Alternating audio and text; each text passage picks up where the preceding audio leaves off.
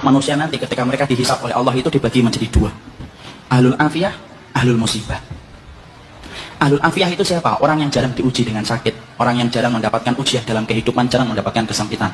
Namanya apa? Ahlul afiyah. Ada yang kedua, ahlul musibah. Ahlul musibah itu siapa? Orang yang hidupnya banyak sakitnya, banyak ujiannya, kesempitannya, kesulitannya. Itu namanya ahlul musibah. Ya. Ketika mereka dihisab oleh Allah Subhanahu wa taala, dihisab oleh Allah Subhanahu wa taala, Allah kemudian menyampaikan bagi dua, ahlul afiyah dengan ahlul musibah. Kemudian Allah berfirman, hisab itu ahlul musibah dulu. Ahlul musibah kemudian dihisab oleh Allah lebih dulu. Para malaikat menghitung satu persatu perbuatannya. Kemudian para malaikat setelah mendapati semuanya selesai, mereka lapor sama Allah, ya Allah, ahlul musibah tidak tersisa dari dosanya kecuali sedikit, dan mereka mendapatkan pahala yang besar karena mereka bersabar atas segala musibah yang kau berikan dalam kehidupan di dunia. Antum tahu? Allah kemudian berfirman, "Utuhum salasan." Kasih mereka tiga perkara. Khairan, manzilah, dan afiyah.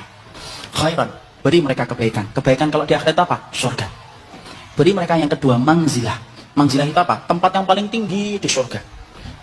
Tempat itu tidak bisa diperoleh dengan sholat. Tempat itu tidak bisa diperoleh dengan sedekah. Tempat itu tidak bisa diperoleh dengan haji dan umrah. Tempat itu hanya bisa diperoleh bagi orang yang mereka diuji oleh Allah dalam hidupnya. Dan dia bersabar. Dan yang ketiga, afiyah. Kasih mereka kekuatan untuk menggantikan kekuatan yang aku ambil ketika aku menimpakan musibah kepada mereka. Maka ketika mereka dinaikkan ke tempat yang tinggi, ahlul afiyah, sebelum dihisab, mereka mendongakkan kepala begini.